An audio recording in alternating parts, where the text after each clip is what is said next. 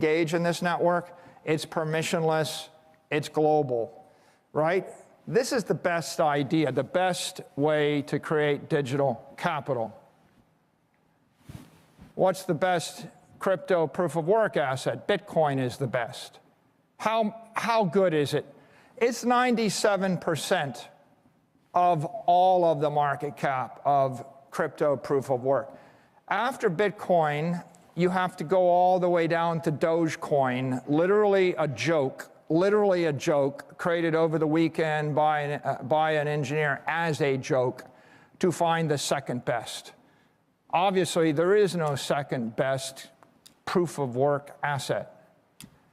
But you know what? There's no second best crypto. Bitcoin's the best crypto asset. Now, why is it the best crypto asset? Because it's increasingly clear that no other crypto token is going to achieve institutional acceptance this decade. Bitcoin is the only crypto that's going to cross the chasm. You could see the writing on the wall when the spot ETF of Bitcoin was approved in January. By the end of May, you'll know that Ethereum is not going to be approved. And when Ethereum is not going to be approved, sometime this summer, it'll be very clear to everyone that Ethereum is deemed a crypto asset security, not a commodity. After that, you're going to see that Ethereum, BNB, Solana, Ripple, Cardano, everything down the stack is just a crypto asset security unregistered.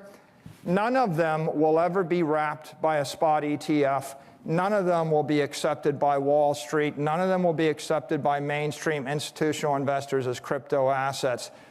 This is the one universal consensus accepted institutional grade crypto asset in the world. There won't be another one this decade. I can't speak to 20, 30, 40, 50 years out. Anything can happen that far out. But between the year 2024 and the year 2030, the die is cast, the writing is on the wall. This is the winner. There is no second best.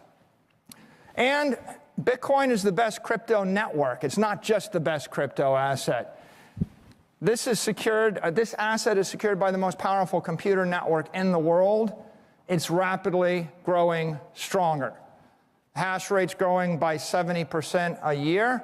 It's growing that fast in bull markets and bear markets. It's an unstoppable thing. How much is 624 exahash?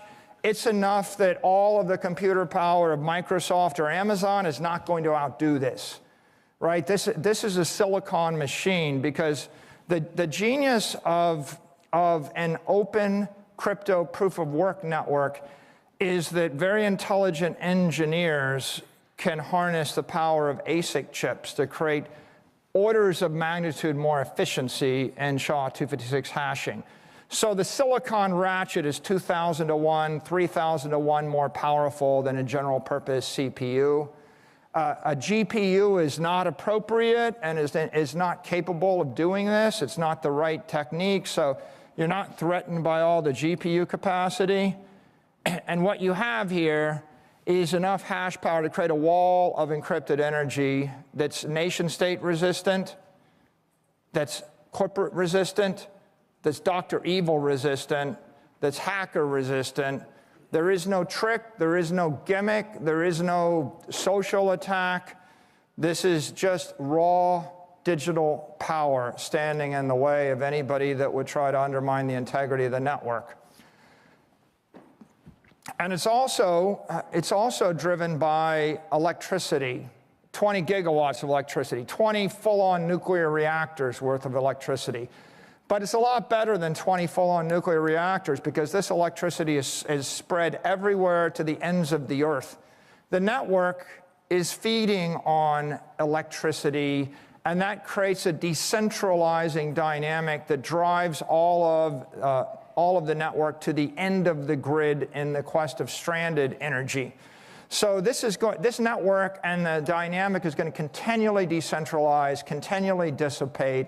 It's going to continually move away from population centers where the electricity is expensive. It's going to move to places where the electricity is stranded, where it needs to be recycled. And that 30 gigawatts is going to create a thermodynamic connection between the virtual network and the physical world. This is what makes the network stable. This is what makes the network ethical. This is what makes the network politically sound. The fact that that electricity is going to be coming off of a dam in Bhutan or a volcano in South America or Africa means that this is going to be a global neutral asset. There's no way anybody's going to centralize the Bitcoin network on top of a single data center. That's what makes Bitcoin the best crypto network. Now, beyond that, Bitcoin's the best crypto brand. Why is it the best crypto brand? Well, 220 million Bitcoin holders, people that have an economic interest in Bitcoin. 420 million crypto users around the world. The crypto industry has been aggressively marketing and aggressively expanding on the backs of lots of different use cases, not just Bitcoin as store of value or property, but also cryptocurrencies, stable coins, NFTs, everything under the sun. And this continues to grow. It's a incredibly aggressive, fast-growing, creative market. The marketing is extraordinary. But there's an important point to be made here. As the other crypto assets fail because of competition, as the Solana competes with Ethereum, competes with whatever, as they fail due to regulation, as they get shut down or they get labeled unregistered securities by regulators, as they fail due to entropy, just the complexity of what they're attempting to accomplish, and they crash or they get hacked or they unwind, or as people move away from their projects, as those failures take place, all the users in the crypto ecosystem and all the capital in the crypto ecosystem is going to flow into the best network. It's going to flow into Bitcoin because Bitcoin has 100% crypto acceptance. If you talk to everybody in the world and you say, well, do you like crypto? Yeah, I do. Well, is Bitcoin legitimate? What's the most secure, what's the most credible crypto network? Well, it's Bitcoin. Bitcoin's the O positive, right? It's the universal donor, right? Everybody can't agree on anything else. If you talk to people in the crypto ecosystem and you ask them whether or not they like Solana better than this or Tether better than that or NFTs better than this, they can't agree on that. That's competitive, that's controversial, that's confusing. Everybody agrees on this one thing, Bitcoin. Bitcoin will be around for the long term. The industry was built on it. It'll be around long after most of the other industry participants are gone. Well, Bitcoin's not just the best crypto brand. It's the best investment brand. There is no second best investment brand. People know about the dollar, but dollar's not an investment unless you're in a country with the currency collapsing. And if the currency's not collapsing, then you need a different investment. Okay, Bitcoin's the most widely held investment asset in the world, right? People are coming to grips with that. I travel all over the world. I get on the runway in the middle of Switzerland, and the guy with the yellow vest knows me. He's buying Bitcoin for his daughter. He just got married. I walk to the beach in Italy, and someone swimming off the beach yells at me, and they know me.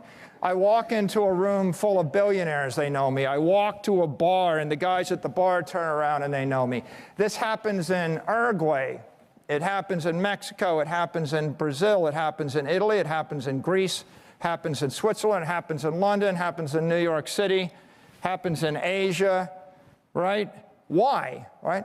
Bitcoin's a sports team with hundreds of millions, arguably 400 million fans, and they're all rooting for the same thing. And when Bitcoin's doing well, they're all in a good mood. It's like their blood sugar's up. When Bitcoin's doing poorly, they're in a surly mood. Their blood sugar is down. But, give me another example of a team that's got 400 million passionate fans and they're all winning or losing together, right? What's making news on Sunday afternoon? Bitcoin. When there's a scare of a war, what's crashing? What can you sell? Bitcoin. When you decide the war's not coming, what can you buy? Bitcoin. What is there to tweet about, talk about? Bitcoin. What do you cover on YouTube on a Saturday or Sunday or midnight on the East Coast? Bitcoin. Right? Everybody's got something to say about it. What is it? Well, and why is it? Well, first of all, it's the most widely held asset in the world because it's a standardized economic unit, right? I mean, maybe we own watches, but we own different watches. Maybe we own buildings, we own different buildings, right? Maybe your building is worth more in Paris, but how does that help my building in Los Angeles? We're not on the same team. We're not on team building, right? We're not on team watch. And good luck, trying to invest in like Apple stock in Nigeria, right? And so what is Bitcoin? Well, Bitcoin's the economic solution to everybody. It's a global economic solution to billions of people, right? And what does it become? It's become cool. Bitcoin's cool. It's useful. It's global. It's standard. Who's the last person to standardize something? Well, I mean, people have been standardizing things for thousands of years, but you might know the name of one company, one Standard Oil. John D. Rockefeller launched Standard Oil, and it became such a household word. In fact, just about every oil company in America came from John D. Rockefeller's company. Half the oil companies in Europe came from John D. Rockefeller's company. We all zoned out and we thought oil. We forgot about the standard part. The standard part was this is the oil that's not going to blow up in your face and set your house on fire. This is the oil that's actually got clean chemical properties. Standardizing energy was the most powerful idea in the 20th century. Made the richest man in the 20th century and created every single energy company. But what is this? This is standard capital. This is standard wealth for 8 billion people. It's, so tell me the next standard, right? Give me another asset that goes up in value, not down in value, that's standardized, open to, and global to everybody, right? And the answer is, there is no second best, right? There's a standard investment brand. It's called Bitcoin. It's always interesting. It's egalitarian. You can buy $1 billion worth of it, and it's a pretty good idea to buy $1 billion, but you can buy $23 worth of it. And if you look at the wealthy in the world, they buy buildings, but how's a cab driver in Nigeria supposed to buy a fraction of a building, right? How does it impact the other 7.9 billion people that can't afford a building, right? This is egalitarian capital, egalitarian property, and it's prestigious, right? So this is the ultimate luxury brand. People used to buy the nice watch, so they figure they could sell it if they ever needed to eat or pawn it, right? But you'd much rather have Bitcoin in your watch. Bitcoin's the best digital commodity. There's no second best digital commodity. What is a digital commodity? It's the only crypto in the world recognized as an asset without an issuer by all major regulators. By all major regulators. Okay, the Chinese recognize it. The Russians recognize it. Right? The enemies of the U.S. recognize it. In Singapore, in the UAE, in the U.S., in Brazil, everywhere. This is the one thing everybody recognizes. So the question is why? Why? It's not the first. It's not the only. There's 2.5 million copies. Why? It's because of the Immaculate Conception. What is the Immaculate Conception? By the way, it's such a simple idea, and yet everybody that's copied Bitcoin hasn't got this simple idea in their head. Satoshi created a way. He gave it away. And he went away. Walked away. That's the idea. There's not a single major company in the world where someone created the company, gave it to the world, and walked off. And in fact, if you look at every other crypto asset, there is no Satoshi, right? In fact, the way you know that they're not commodities is they're all arguing that they're commodities. Satoshi's not arguing anything. Satoshi went away, gave it to you, right? And this is the essence of it. If something's going to be a commodity, there can't be a beneficiary. Satoshi gave up control of the protocol. Satoshi gave up the Satoshi coins.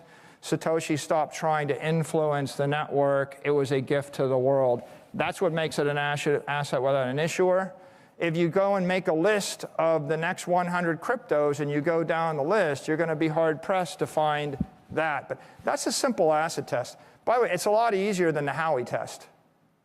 You know, if you wanted to figure out whether you're a security, if you created something, did you give it all away to someone else? Did you never sell it? And are you gone and not arguing over it? And then maybe it is. So I have simple advice for someone that wants to create a digital commodity, right?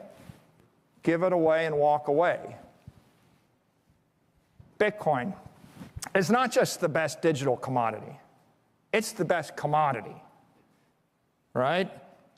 Bitcoin's the only commodity in the world, A, that's digital. Everything else is a physical commodity. And because it's digital, it's fixed in supply. Everything else is physical, therefore not fixed in supply. That makes Bitcoin superior to gold, and gold is the king of commodities. You know, when I started my career at DuPont, commodity was a dirty word. Every single business decision made by the DuPont Corporation was to escape a commodity business and create a specialty business. Nobody wanted to manufacture or sell commodities, and the reason why is they knew they were all eventually driven to zero profitability, or every commodity provider eventually has to produce the commodity at a loss in order just to run their capital. And so commodities are awful investments, and gold is simply, you know, the least worst of an awful investment. Why is Bitcoin the best? It's global, it's digital, it's programmable, it's inelastic, it's durable, it's divisible, it's portable. These are all the things that every other commodity is not. Okay, well, the numbers don't lie. You know, I can give you words and rhetoric, but look at the last 4 years. In an inflationary environment, gold is up 13%, Bitcoin is up 394%. Any good investor will tell you all physical commodities make poor investments. Gold's just the least worst. Now, for those of you who are Bitcoin advocates and you go and you talk to people, right, what you'll find is the very controversial narrative of Bitcoin is this digital currency. That gets everybody racked around the axle because they think, well, it's competing with the yen and the dollar and the euro and the ruble and the CNY and the like, and it's a medium exchange, and it needs to be legal tender, and it shouldn't be taxed. It becomes a very controversial thing. If you put that aside for a second, that's the ugly narrative, and you go to the bad narrative. Bitcoin is digital gold. It's sort of true, but it's not a very good narrative. Why? Because if you talk to 1,000 billionaires and you say, well, how many of you made $1 billion investing in gold? And the answer is 0. And if you go to 1,000 wealthy families and say, now that you're wealthy, you know, are you going to go buy $1 billion of gold? The answer is no. And you say, well, we've got digital gold. It's great. It moves at the speed of light. It's programmable. You can teleport it. It's great. And they go, well, that's nice, but I don't own any gold. Okay, I can't find anybody that owns gold.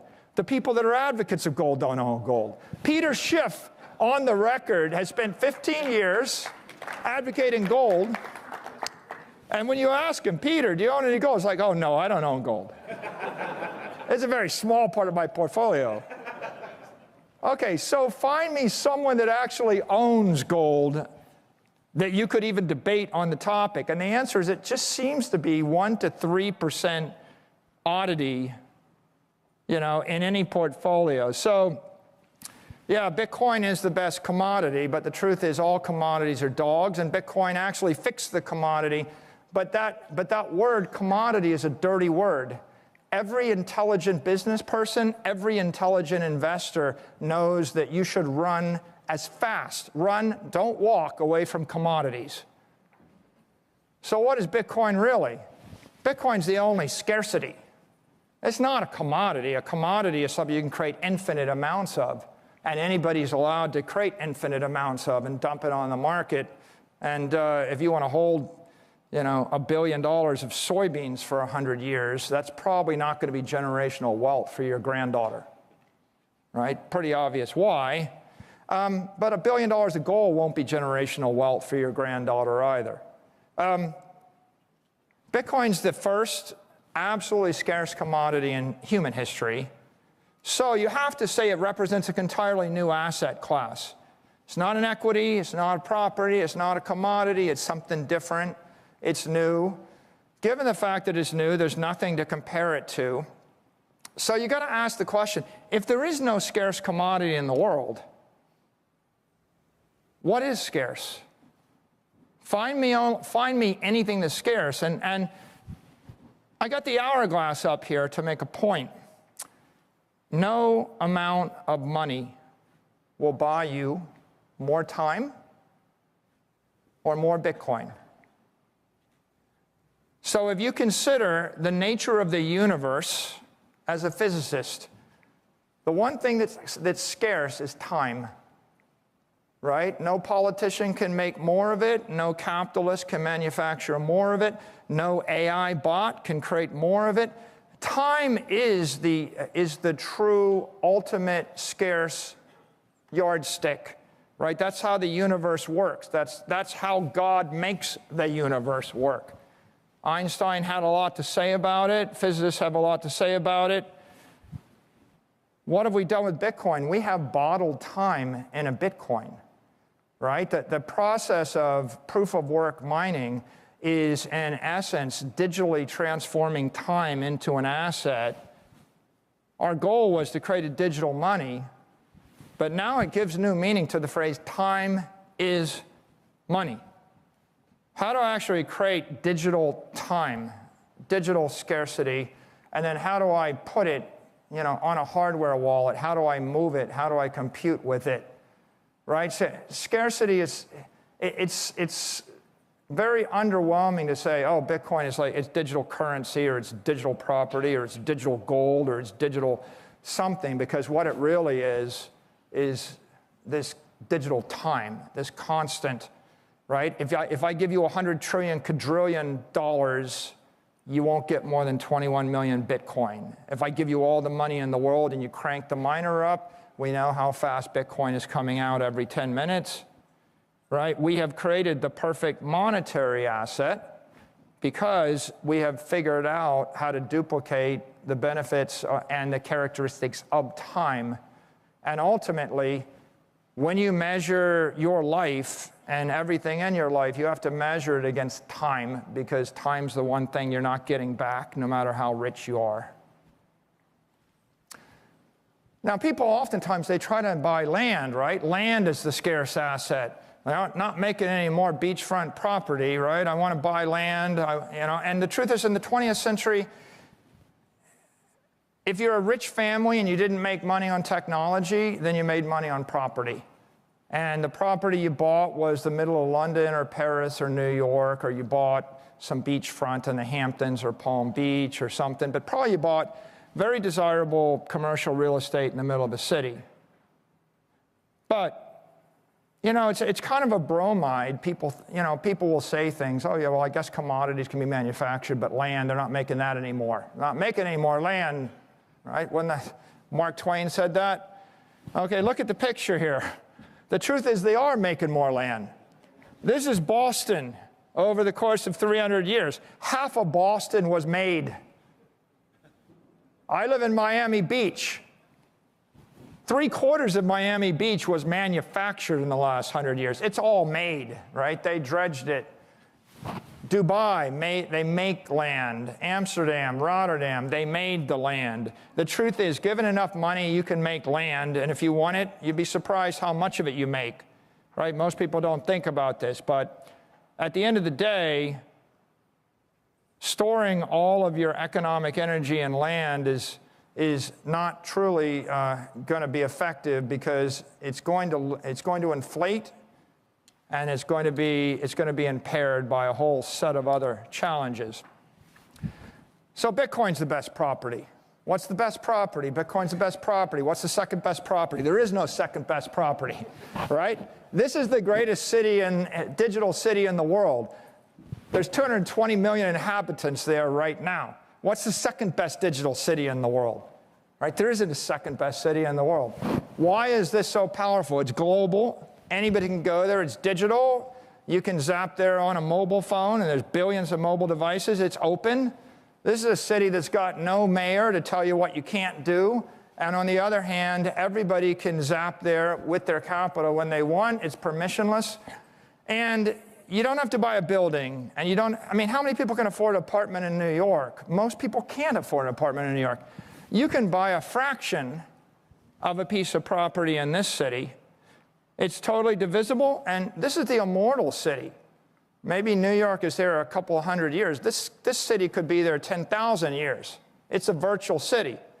And, you know, we talk about sustainability, but sustainable here means there's no painting, there's no tornado going to hit this city. There's not a flood insurance obligation on this city. You don't have to worry about, you know, neighbors getting together and creating a zoning ordinance. This city will last, and this property in this city will last. Bitcoin's the best property, right? Why would you buy it? You would buy it because it's a heck of a lot better idea than buying an apartment to Airbnb for the rest of your life. What are you going to do when you die? You're going to leave instructions for your grandchildren on how to operate the Airbnb? And, you know, and where are the instructions for how to actually convince the mayor to not tax away or rent control your Airbnb? You know, one of the problems with property is it's inherently corrupting in the physical world, because if you're not a political actor and you own property, then the politicians take it away from you. And that convinces you that you have to then influence the political process and take control of the government, whether it's the city, the county, the state, right? Entire states were created, right? Why is Las Vegas here? Why are you in the city? You know why you're here? It's because they drove all the way down to across the state line. And when they were out of California, they said, okay, this is a good state, and we'll put the city here in this part of the desert. If the city had been a few miles on the other side of the highway, there'd be no Las Vegas. Everything that's going on here would have been shut down, regulated away, made illegal, or taxed away sometime in the last 50 years. So the problem with physical property is you have to become the political actor, or another political actor will just take it away from you. And there's no middle ground. And at the point that you're no longer politically capable of defending your property, when your children or grandchildren aren't as well-wired and aren't as politically sophisticated or charming or charismatic as you are, then the county, the city, the state, the whatever, they just crank your property taxes, expropriate your property, turn it into an airport or a school or whatever, utility line, and someone writes a little obituary saying, oops, third generation, they lost the family farm. I guess they weren't as smart as their grandparents were. They probably deserved it, right? And that's the best thing about this property. Here's a city you can move to, a cyber Manhattan. There's never going to be more than 276 to the third blocks. 276 cubed, that's the number I want to plant in your head. If Bitcoin was a city in cyberspace, it would be 276 blocks wide, 276 blocks high, 276 blocks deep. When you buy Bitcoin, you're buying one of those blocks. That's all there is. 276 is the cube root of 21 million to the nearest integer. There's no second best property. But again, as I say, property's really, it's underselling what Bitcoin is. Bitcoin is much better than digital property. Bitcoin's the best capital asset. Capital, what is capital? Pure economic energy. Bitcoin's digital capital. It is the first occurrence of pure economic energy in the history of humanity. If we look at every other asset, there's no other asset, there's no second best capital asset, there's no asset that represented pure economic energy. The closest thing we have to it is the myth of gold and the idea that, you know, if I'm successful in business, I'll basically convert that success into gold. When I'm a powerful king, when my kingdom is successful, it'll be the kingdom of gold. When my city is successful, it'll be the city of gold, right? The gold standard, right? We talk about gold, but gold was never pure economic energy. Just ask the Spanish when they had all their gold wash up in Queen Elizabeth's harbor during the Great Wars, and she took it all. And then they lost the war in the Netherlands because she took their gold, because their gold had to be shipped on wooden ships. It wasn't quite energy at all. It was a little bit too clumsy. And gold, of course, as we talked about, it's a commodity, it's inflationary. The Spanish had hyperinflation, you know, in the 16th century, after they brought all the gold back from the New World. 500% inflation. They collapsed their entire civilization. They destroyed their empire because they found too much gold. Must not have been pure economic energy the way it worked out. The problem with every other asset, and the primary capital assets are equity, credit, the bonds that is, currency, and property. They're all impaired by physical constraints. The physical constraints lead to political constraints, lead to entropic effects, chaos, disorder, fragility, risk. Bitcoin's better than that. Bitcoin's immortal, immutable, indestructible. The whole idea of Bitcoin is I create an asset which doesn't live in the physical world, that lives in the virtual world. And because it's immortal, I mean, immortal is a pretty big word. I mean, what's the difference between inflating the gold supply 2% a year and inflating the Bitcoin supply 0% a year over 10,000 years? Well, the useful life of gold, the half-life of money in gold, or half-life of capital in gold is 30 years. It's a difference between dying in 30 years or living forever. That's what, when people tell you 2% inflation doesn't matter, well, 0% inflation is live forever, immortal, and 2% inflation is die or half die in 30 years, die fully in 60 to 70 years. It really does matter. So the idea of immortality in your energy is pretty critical. Immutable, right? Is someone going to corrupt it? Indestructible? Is an act of God, a force majeure, going to destroy it? Everything else, all these other capital assets, they suffer from those risks. And because Bitcoin doesn't, it's inevitable. It's an inevitable idea. Why? Look at Bitcoin man here. Not stupid, right? People aren't stupid. I mean, go back 10,000 years and then find everyone that disagreed with you on every ideology and every religion, and then ask the question what they all agree on. And they generally all agreed that they didn't want to lose their stuff, right? Just about everybody, whether they're socialist, communist, capitalist, every possible ideology, they all agree that generally being wealthier or having economic power is better than not having economic power. Now, there's a few people that kind of forsake all their property and surrender their economic power. They end up losing control of the government and lose control of the society, and they certainly lose control of the armies, because one of the lessons of history is if you can't pay your soldiers, then they're going to mutiny, and then your empire is going to collapse. So in this particular case, every self-interested human being that's going to compete in a Darwinian world is going to agree that they want immutable, immortal, indestructible capital, right? Who doesn't? So back to the numbers. What's the best capital asset? Bitcoin. What's the second best capital asset? Well, actually, the S&P is the modern surrogate for cost of capital. So that's been the case at least for 30 years, probably 30, 40 years since the Vanguard 500 and since SPY was launched by State Street. And so if you're looking for the cost of capital, what is the cost of capital? it's kind of like the rate at which your capital has to return for you to not get poorer. And it's kind of interesting here, 50% over 4 years is about 12% a year. The cost of capital is about 12%. If I had to guess, at what rate does the US dollar money supply expand? Probably 12%, because that's kind of copying it. I mean, probably the dollar supply expands a little bit faster. That probably slightly underperforms the monetary inflation rate. But if you had to pick one metric and say, what's the metric that gives you a sense of how rapidly the world currency supply is expanding in dollars, probably the S&P 500. That's the cost of capital. And as you can see, when you have inflation, the money finds its way into the strongest asset, and it does not find its way into the weakest asset. So this is another way to see inflation.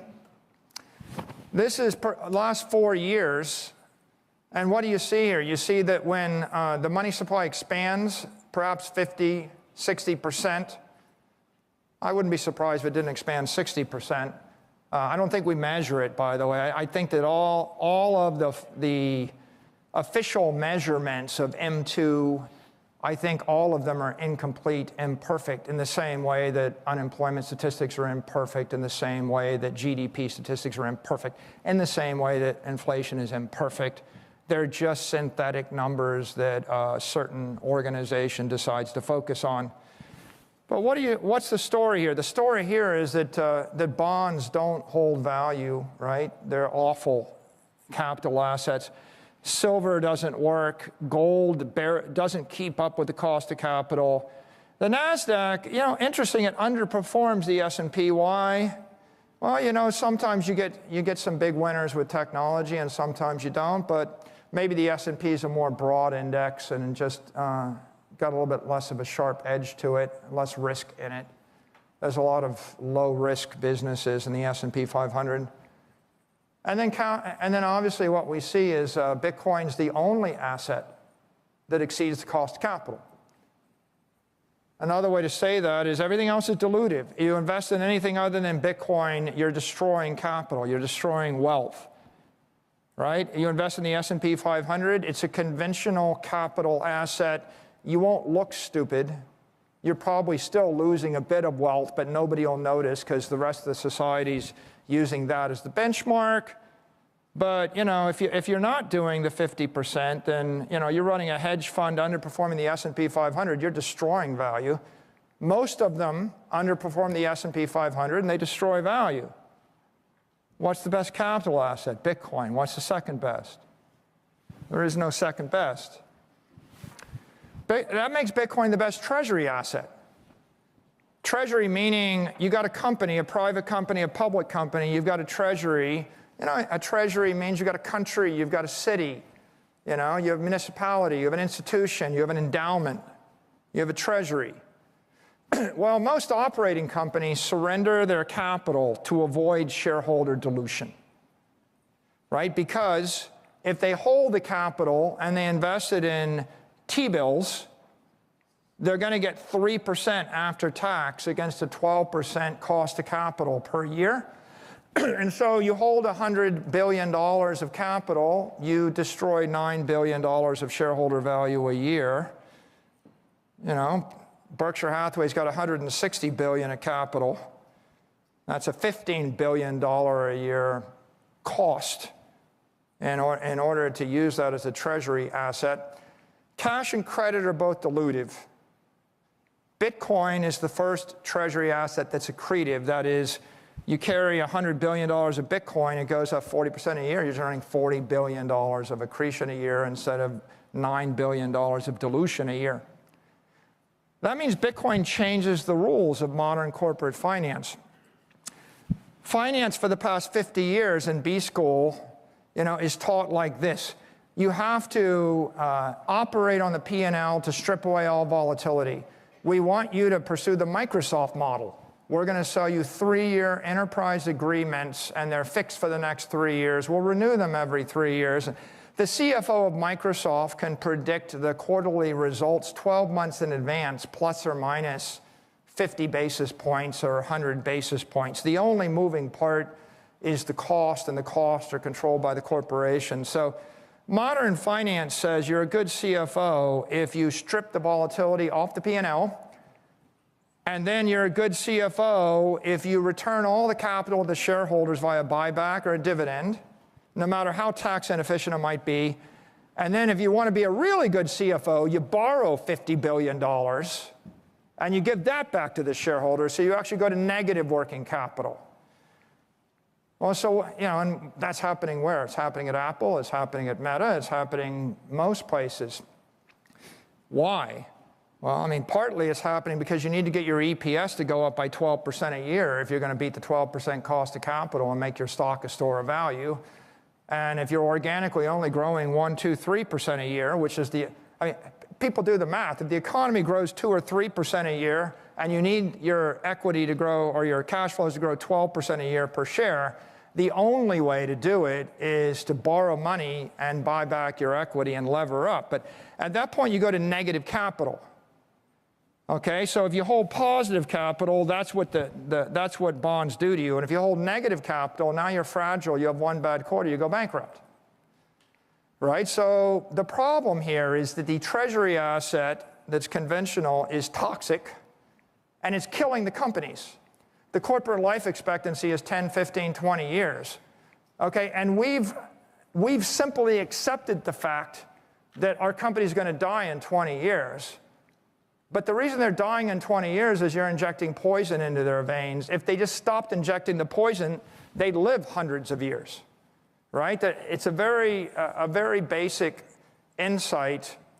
So what's the way to flip that? The way to flip it is you stop injecting toxic assets onto your balance sheet, and you actually put accretive or healthy assets onto a corporate balance sheet. This is what happened to MicroStrategy since we adopted a Bitcoin strategy in 4 years. You've all lived these 4 years. SAP, IBM, Salesforce, and Oracle, that's what they do. Oracle looks like the winner. They beat the cost of capital of 50%, right, the S&P. Oracle's the winner. The rest are losing. They're not keeping up. Then you've got Amazon, Netflix. They can't keep up with the cost of capital. Apple's barely tracking the S&P. Meta, Microsoft, Google, looking a little bit better. And then you see where the assets are. Any company that simply had a large portion of their assets in Bitcoin is getting 435%. MicroStrategy levered up by borrowing cheap debt and buying Bitcoin, and therefore we do better. Now, if you had asked someone, is a $500 million company growing 0% a year in August of 2020, are they going to beat every one of these companies' performance? People would have said, no stinking way. Right? And the truth is, it's not us. It's Bitcoin. Stop bleeding the patient. The patient mortality rates plunge when you stop bleeding the patient and when you sterilize the equipment you use to operate on them, right? It's basic medicine. Eliminate the toxicity. So what's the best tech investment? Bitcoin's the best tech investment. The best tech investment, an investment in something everybody needs, no one can stop, few understand. Apple in 2010, Amazon, Facebook, Google. Everybody needs it, nobody can stop it, people don't understand it. If people agree with you when you say, I like Bitcoin, that means it's not a good investment anymore. You understand?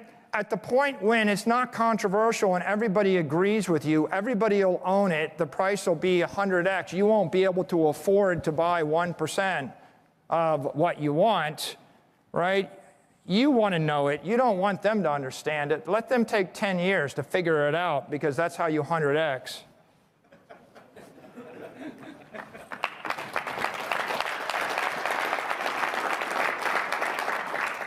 What's the best new investment idea?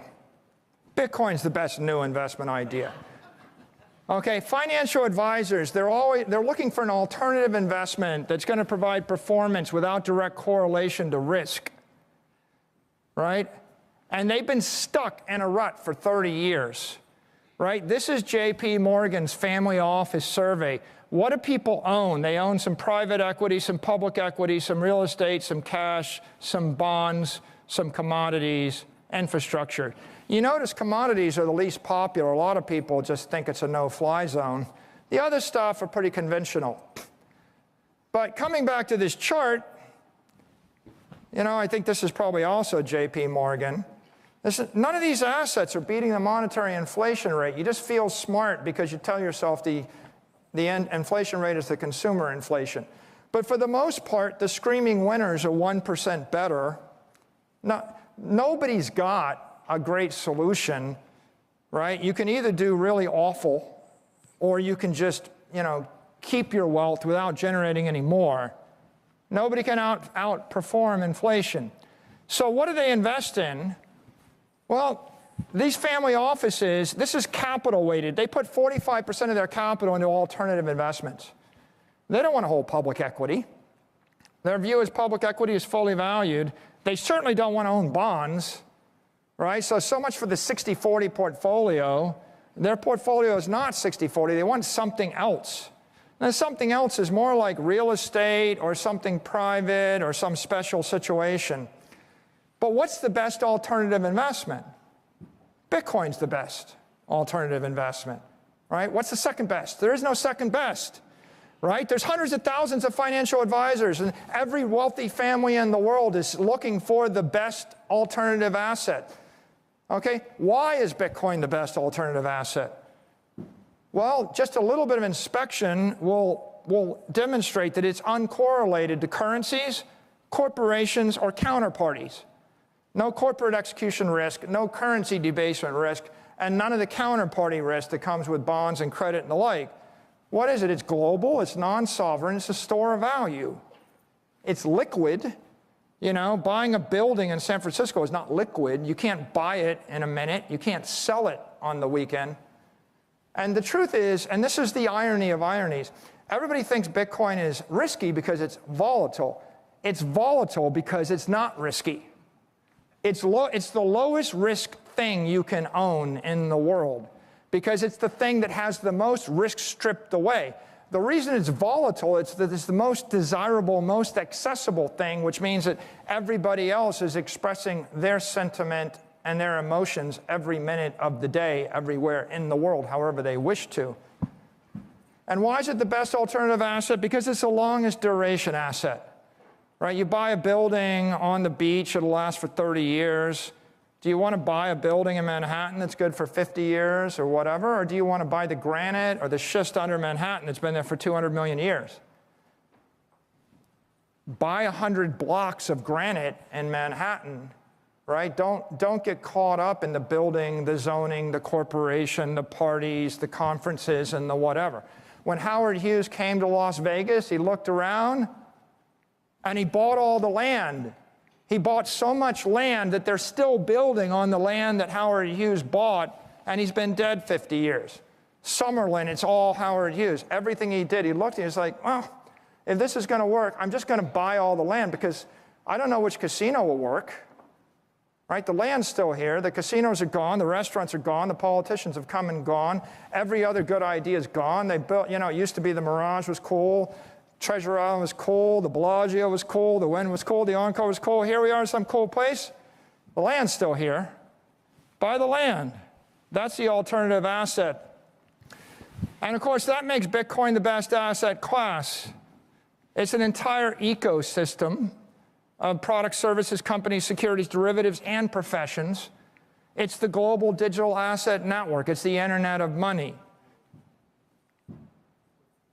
The securities, or Bitcoin-backed securities, are being issued worldwide, everywhere, at an accelerating rate. This year, right, you saw an explosion of spot ETFs in the US, but look at all the ETFs in Hong Kong. Look at all the ETFs in Europe. This is the beginning, right? You're going to see more and more and more. Every one of these companies is joining the ecosystem. They're securitizing. And it's not just this. MicroStrategy security, options are security. There are options and derivatives on the securities. There are bonds on the securities. This is exploding. It'll continue. Every Bitcoin miner is a security. One day there'll be 1,000 securities or 10,000 securities, all backed by Bitcoin. Same with corporate treasuries. Bitcoin treasuries are growing rapidly, right? They keep this chart up every month. It's never declining. The chart's not ever decreasing. It only goes one way.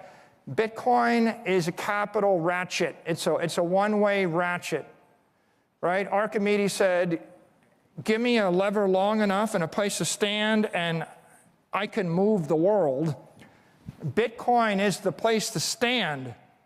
The leverage is coming via all these securities, all these corporate treasuries, right? And the leverage is getting to be extreme.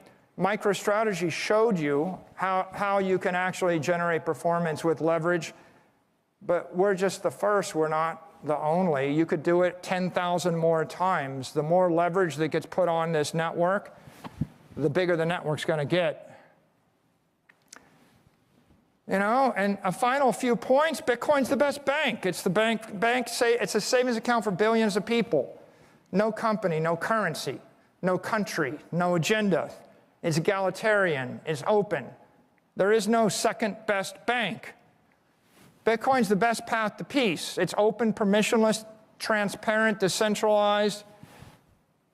It's a fair and equitable way to settle differences between global counterparties that have conflicting interests. What's the second best way, right? The second best way maybe is we shoot each other up, right, with weapons, but this is the best way. There's no second best way. It's not just the path to peace, it's the path to prosperity, right? This is a global monetary network giving equal property rights to all economic classes in every nation. What's the second best way to do this? There's no second best way. Where are we now? Bitcoin's on a path of evolution from the idealist to the institutions. The first dozen years, it was the era of the idealists, the cypherpunks, you know, the libertarians, the entrepreneurs, the crypto cowboys, right? You know the story. It's been written about. People will probably make many more movies about it. What was 2020 to 2024? The crazy years, right? Starting with COVID, ending with the approval of the spot ETFs. It was the crazy years. What's going to happen to crypto? Who's going to control crypto? Will it be regulated, right? Will Bitcoin be banned? Will it be hacked? Will it be copied? We resolved that in those 4 years, and now we've come out of the crazy years. Now we're in the era of institutional adoption. Institutions, corporations, and investors are going to define the future of this network from 1 trillion to 100 trillion. And that's appropriate, right? From 2008 to 2020, the network went from 0 to 150 billion. And between 2020 and 2024, it went from the 150 billion to 1.4 trillion. So you can see how this is lining up.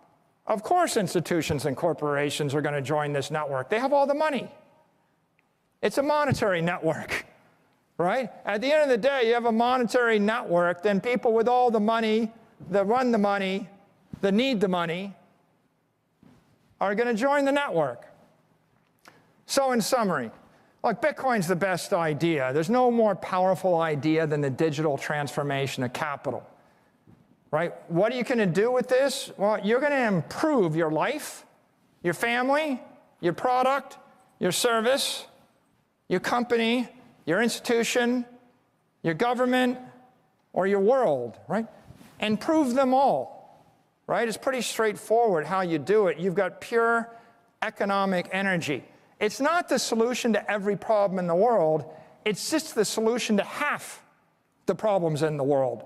But every other problem in the world, you're going to need economic energy or economic power to solve it. And this is how you harness and channel that power. No force on earth can stop an idea whose time has come. This is an idea, its time has come, it's unstoppable. And so I'm going to end with the observation that Bitcoin is the best. The best what? The best.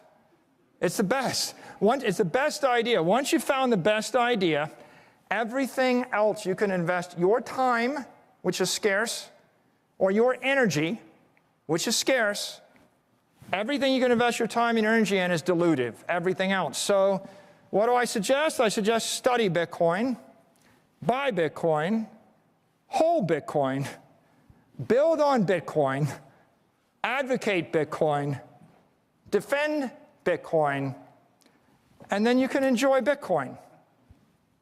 So Bitcoin, there is no second best. Thank you.